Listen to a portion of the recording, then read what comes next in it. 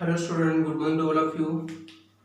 बेटा आज हम स्टार्ट करते हैं मोशन इन 1D का अगला लेक्चर, जिसमें अपने पास टॉपिक आता है क्या, एक्सीलरेशन। ठीक है ना। ओके, इससे पहले अपन लोगों ने डिस्टेंस, डिस्प्लेसमेंट, स्पीड, वेलोसिटी को जान लिया। आज अपने पास जो लेक्चर शुरू होता है, जो इसको हम बात करेंगे एक्सीलरेशन के बारे में। ठीक है, तो हम स्टार्ट करते हैं, टाइम वेस्ट न करते हुए। ठीक है ना। एक्सीलरेशन होता क्या है? ठीक है, it is the rate of change of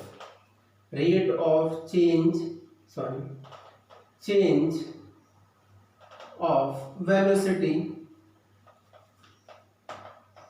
of the body of a body। Okay, clear. इसको हम रिप्रेजेंट करते हैं ए वेक्टर से। ठीक है, this is represented by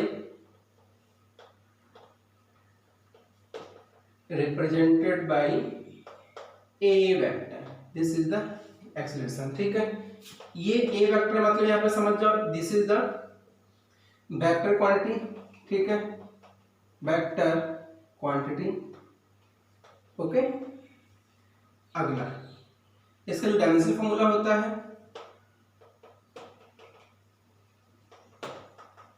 dimensional formula होता है, that is the m0 l t - 2। ये अपना होगा डायमेंशनल फॉर्मूला। ठीक है, क्लियर। तो this is the basic idea about the acceleration. ठीक है, एक्सीलरेशन होता है क्या, rate of change of velocity. Okay, that is called the acceleration of body. अगर किसी बॉडी की वेलोसिटी टाइम के रिस्पेक्ट में चेंज हो रही है, ठीक है, क्लियर, तो that is called the acceleration of the body. ठीक है, यहां हम बात कर रहे हैं टाइप्स ऑफ एक्सीलरेशन। ठीक है ना, टाइप्स ऑफ एक्सीलरेशन। ओके, ज्यादा कुछ टाइप नहीं है, हमने आपको जो लास्ट में बताया था, मतलब यूनिफॉर्म, नॉन यूनिफॉर्म, एवरेज, यही सब है। ठीक है, तो यहाँ हम बात करें, पहला आपके पास आता है क्या, यूनिफॉर्म एक्सीलरेशन। यहाँ मैं लिख दे रहा हूँ। ठीक है, या थोड़ा सा शॉर्ट में करता हूँ। ठीक है ना, ये रहने दो। ठीक है, तो पहला आपके पास आता है एक्सीलरेशन, एक होता है यूनिफॉर्म एक्सीलरेशन, यूनिफॉर्म एक्सीलरेशन। दूसरा होता है non uniform acceleration.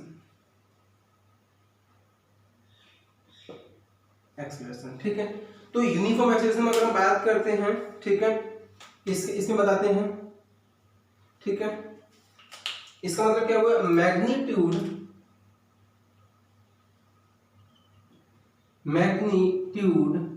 And direction.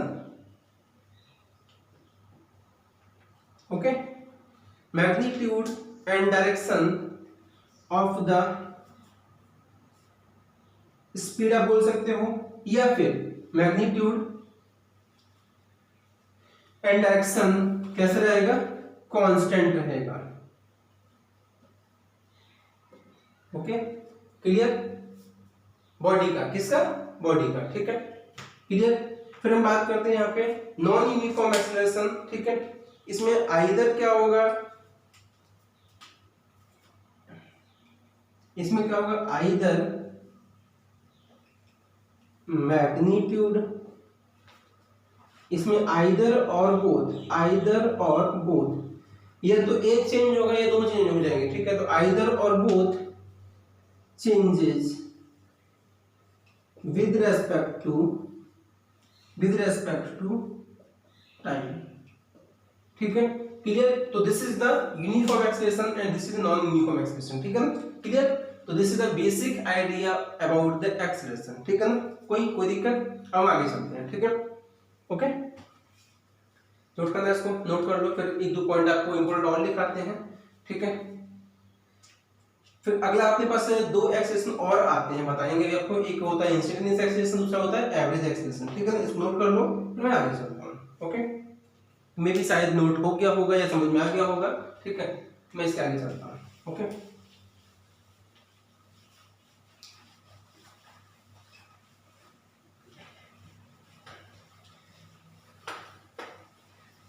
अभी हमने आपको बताया कि इट चेंज और does not change with respect to time. ठीक है, अगला एक पॉइंट बहुत इंपॉर्टेंट पॉइंट है, आपको नोट करना है। ठीक है, क्लियर। तो पॉइंट देखो क्या कह रहा है, ये हमने आपको कल पीडीएफ में व्हाट्सएप किया था सब बच्चों को। ठीक है, इसमें क्या बोल रहा है, for a moving body, okay, for a moving body there is no relation between the, okay, for a moving body, write down, for a moving body there is no relation between the velocity, okay, direction of instantaneous velocity, okay, between the direction of instantaneous velocity instant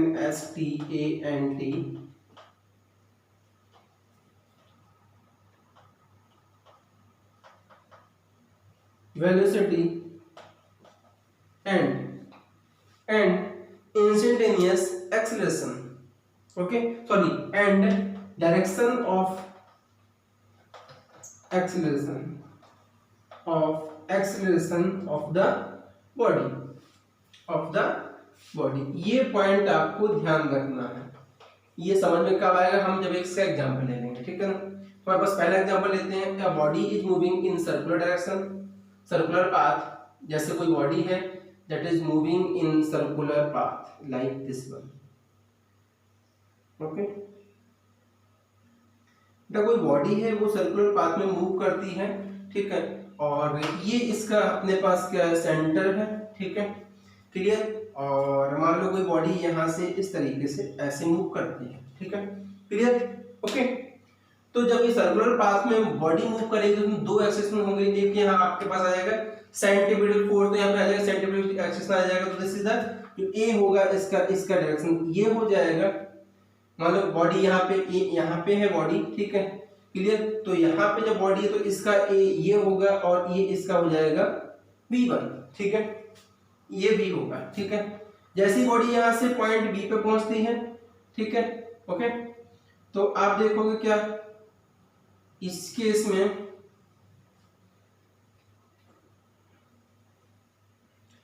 में इसका ए ये हो जाएगा और जो body का direction जो speed होगी डायरेक्शन होगा, ठीक है, वो ये हो जाएगा। क्लियर। फिर जैसी बॉडी वाली यहाँ पहुंचती है तो इस पे इसका एक्सेलरेशन हो जाएगा ये, और बॉडी डायरेक्शन क्या हो जाएगा ये। तो जो लाइन लिखी गई there is for a moving body, ये जो ये एक सेंटेंस लिखा हुआ for a moving body there is no relation between the instantaneous velocity and direction of acceleration. ठीक है, ओके, ये डायरेक्शन ऑफ बॉडी। अब बॉडी यहाँ पे है तो यहाँ पे इसका एक्सेलरेशन ये है, पर बॉडी का डायरेक्शन क्या इधर है। यहाँ पे देखो एक्सेलरेशन इधर है और बॉडी का डायरेक्शन क्या इधर है। ठीक है, तो ये लाइन अपनी सही है। ठीक है, तो यहाँ पे हम बात कर रहे हैं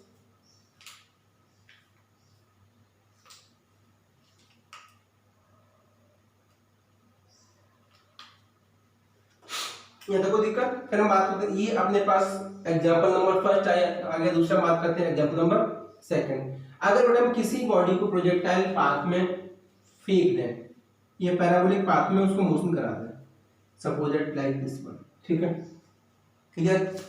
तो इसमें क्या होगा, ठीक है, बताते हैं आपको। ठीक है, this is the Y axis और this is the X axis.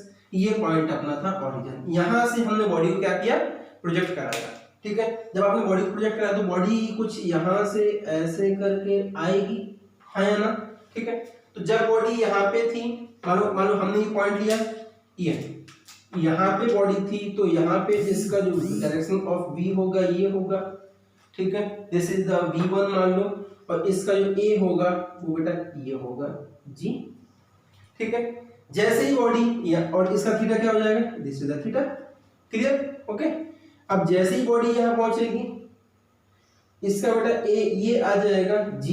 ठीक है, और बॉडी जाएगी दिस इज द v2। ठीक है, और पॉइंट नंबर थर्ड पर बात करते हैं, यहाँ पे जब बॉडी यहाँ पहुंचती है दिस इज द a या g मान लो, और ये जो बॉडी का डायरेक्शन होगा v3 होगा। ठीक है, क्लियर। क्लियर।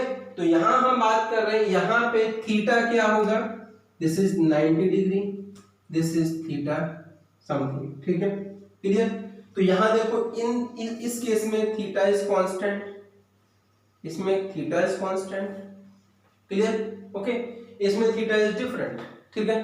तो मैंने जो यहाँ पे एक सेंटेंस लिखा हुआ, for a moving body there is no relation between the instantaneous velocity and direction of the acceleration, ठीक है, ये डायरेक्शन ऑफ द बॉडी, ठीक है क्लियर। तो यहाँ पे अगर दिस इज इंस्टेंटेनियस v यहाँ पे हो गई, इस पॉइंट पे इंस्टेंटेनियस v यहाँ हो गई, इस पे यहाँ हो गई, बट डायरेक्शन सबका अलग अलग है, एक डायरेक्शन अलग है, ठीक है। तो ये बात जो मैंने आपको लिखाई है that is the true, okay clear. आगे चलें, फिर हम बात करते हैं अगला पॉइंट, बेटा उसको बेटा ओके। इसी में अगर एक पॉइंट और ले लें यहाँ पे, ठीक है बेटा, अगर ये कोई बॉडी है, ये कोई बॉडी है, point number first second third, ये कुछ इंपॉर्टेंट पॉइंट्स हैं, ठीक है। अगर कोई बॉडी है, इसका मास m है और इस पे हमने फोर्स F लगा दिया, ठीक है क्लियर ओके। ये बॉडी किसी सरफेस पर रखी हुई है इस तरीके से, ओके। अपन ने इस पे फोर्स F लगाया, F वेक्टर मान लो, ठीक है, और इस बॉडी का मास m है, तो ये बॉडी किसी एक्सीलरेशन a से मूव करेगी आगे की ओर, कि नहीं आएगी, ठीक है। तो इसमें क्या होगा, तो then a vector is equal हो जाएगा F upon m, this is the formula for the acceleration, ठीक है। ये आप पढ़ोगे डिटेल में किसमें, न्यूटन्स लॉ ऑफ मोशन में, ठीक है क्लियर। अब हम आगे चलते हैं, क्लियर चलो चलिए। नेक्स्ट अपने पास एक पॉइंट और आता है, डिफरेंशिएशन और इंटीग्रेशन, जो अपने पास एक लेक्चर आता है बेसिक मैथमेटिक्स, को आपको कराएंगे इसके बाद, ठीक है, टॉपिक के खत्म होने के बाद, पर थोड़ा सा आइडिया आपको समझना पड़ेगा, ठीक है ना क्लियर। फिर हम बात करते हैं आगे, पॉइंट नंबर 4, पॉइंट नंबर 4 क्या बोल रहा है, इफ डिस्टेंस, जो आप बोल सकते हो x, इफ डिस्टेंस जिसको बोल सकते हो x, ठीक है, is the function of time, मतलब that is depend on time t, ठीक है, टाइम t, देन तब क्या होगा, तो यहाँ पे v जो आ जाएगा, स्पीड या वेलोसिटी, तो आ जाएगा dx अपॉन dt निकल के आ जाएगा, ठीक, इसको आप स्पीड बोल सकते हो, ठीक है ओके। और इसके बाद आप a करोगे, तो a का करो तो आ जाएगा dv अपॉन dt, ठीक है क्लियर। फिर क्या करोगे, इसकी वैल्यू को आप यहाँ पुट कर दो, जब आप पुट करोगे तो कितना आ जाएगा, ये आ जाएगा a d x square upon d2x आप बोल सकते हो, ठीक है, और dt स्क्वायर, ठीक है। तो आपका a का वैल्यू मिल जाएगा, इसको आप दूसरे फॉर्म में लिख सकते हो क्या, a is equal to dv upon dx into dx upon dt, clear. तो आपको यहाँ पे x a मिल जाएगा, ठीक है क्लियर। तो एक फॉर्मूला आपको ये याद रखना है, दूसरा फॉर्मूला आपको ये याद रखना है, 3 फॉर्मूले आपके पास कैलकुलस के हैं, इससे आपको a निकल के आता है, क्लियर, कोई दिक्कत नहीं ना। अब हम आगे चलते हैं फिर से। Now we will talk about the some next point, that is the average acceleration और इंस्टेंटेनियस एक्सीलरेशन, ठीक है ना ओके। ये अपना एक्सीलरेशन का बहुत इंपॉर्टेंट टॉपिक है, तो क्वेश्चन भी आते हैं, ठीक है, तो मैं इसको अब बताता हूँ, ठीक। ये टॉपिक जब खत्म हो जाएगा अपने एक्सीलरेशन का, तो बेटा अपन लोग शुरू करेंगे क्या, इक्वेशंस ऑफ मोशन, ठीक है, v equal to u plus at something something, ठीक है बेटा। अब हम बात करते हैं क्या, एवरेज एक्सीलरेशन, क्या एवरेज एक्सीलरेशन, ठीक है।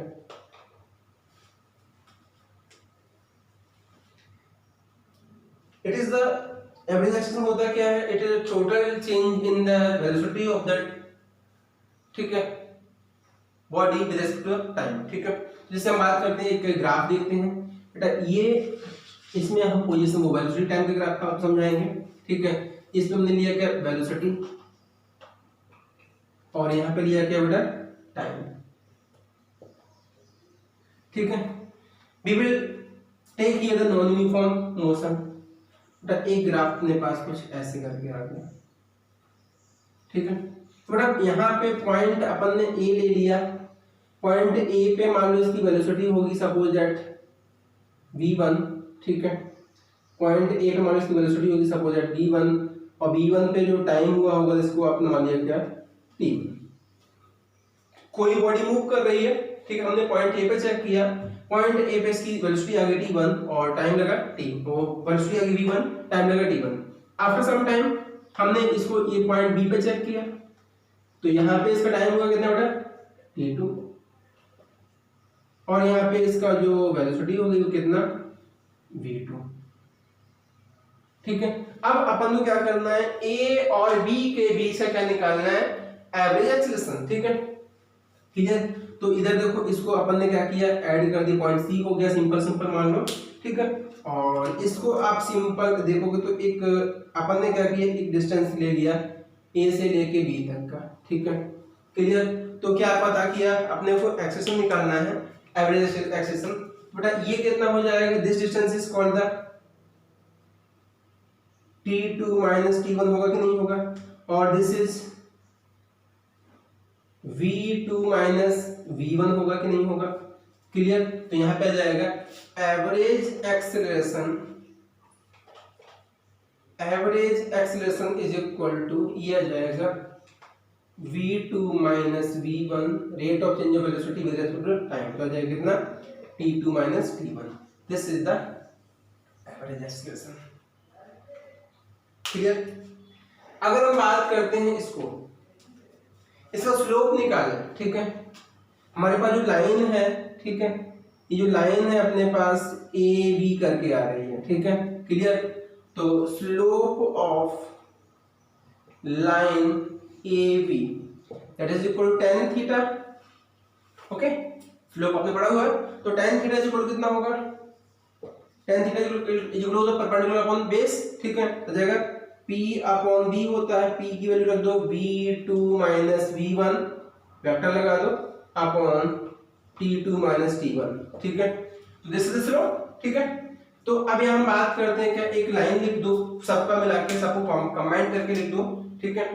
तो ये आपके पास आ जाएगा average acceleration is equal to, ये आ जाएगा v2 minus v1 upon t2 minus t1।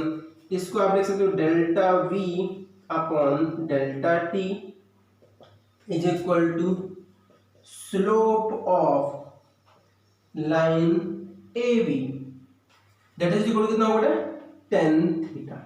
तो ये एक रिलेशन निकल के आ गया अपने पास, ठीक है। ये आपको याद रखना है, यहां से आप बेटा कई सारे फॉर्मूले को ड्राइव कर लोगे, कोई दिक्कत, clear, okay. Slope of line A B, आप इसको यहां पे लिख सकते हो क्या, velocity time graph, velocity time graph, ठीक है। अपने पास जो वेलोसिटी टाइम ग्राफ दिया है उसका अगर आप स्लोप निकाल दो आपको क्या मिल जाएगा, एवरेज एक्सेलरेशन मिल जाएगा, ठीक है। तो this is all about the average acceleration, ठीक है। Now we will talk about the instantaneous acceleration, क्या, इंस्टेंटेनियस एक्सेलरेशन, उसको और पढ़ लो, ठीक है, ओके।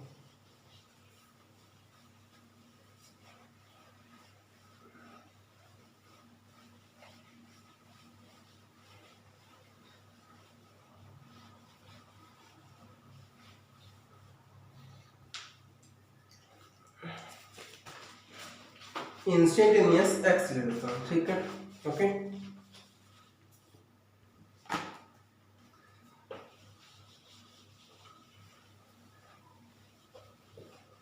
फिर अपना जो नेक्स्ट लेक्चर शुरू होगा that is equations of motion को हम लोग डेरिवेशन मतलब डेरिवेट कराएंगे, कैसे आती हैं, कैसे कैसे क्या होता है, और उससे कुछ क्वेश्चंस करेंगे, ठीक है ना, क्लियर।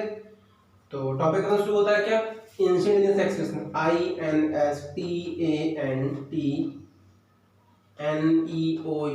इंस्टेंटेनियस एक्सेलरेशन, ठीक है।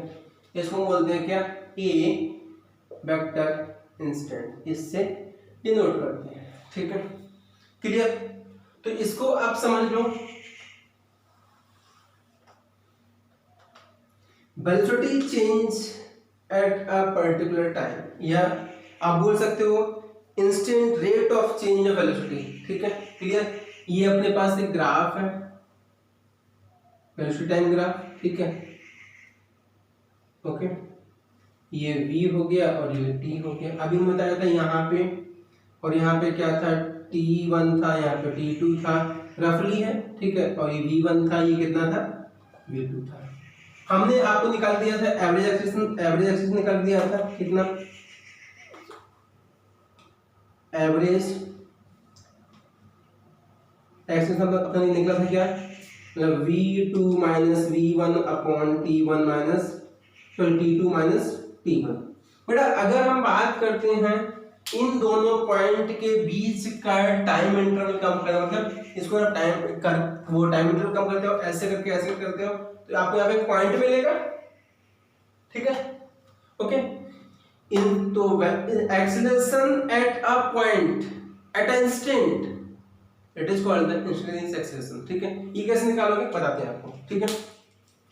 तो ये भी हमने आपको बताया था, ठीक है। तो अब क्या, अपने पास जो लाइन है, हमने एक पॉइंट पे यहाँ पे एक्सेलरेशन निकाल दिया, इसको टेंजेंट यहाँ पे ड्रॉ करते हैं, ठीक है। इस पॉइंट की टेंजेंट कुछ ऐसे करके आएगी, ऐसे करके। तो जहां पे लाइन टच कर रही है, ठीक है, उस पॉइंट पे अगर आपको एक्सेलरेशन निकालना है तो that is called the instantaneous acceleration, ठीक है। फॉर्मूला इसका क्या होता है, ठीक है, A instant is equal to limit delta T tends to 0। हमने क्या बोला, दोनों के बीच के टाइम इंटरवल को कम करेंगे, ठीक है, clear, but that is not 0 tends to be 0, ठीक है, क्लियर। तो limit delta tends to be 0, that is delta v upon delta t, this is the average, sorry, instantaneous acceleration, ठीक है। आप बोल सकते हो क्या, इंस्टेंट चेंज ऑफ वेलोसिटी, ठीक है, with respect to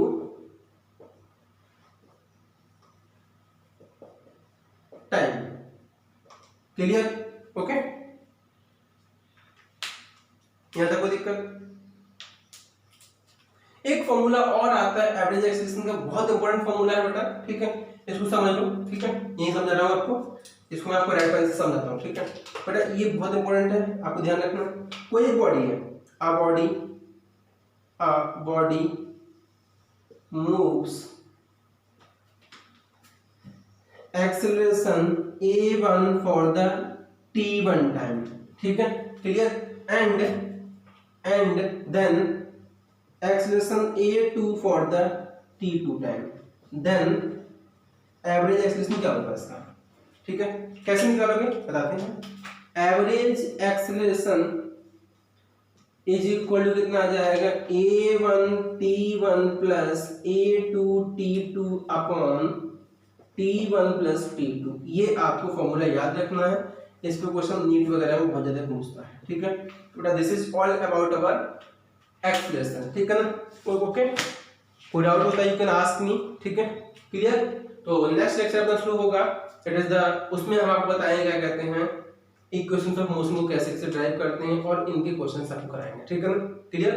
thank you बेटा।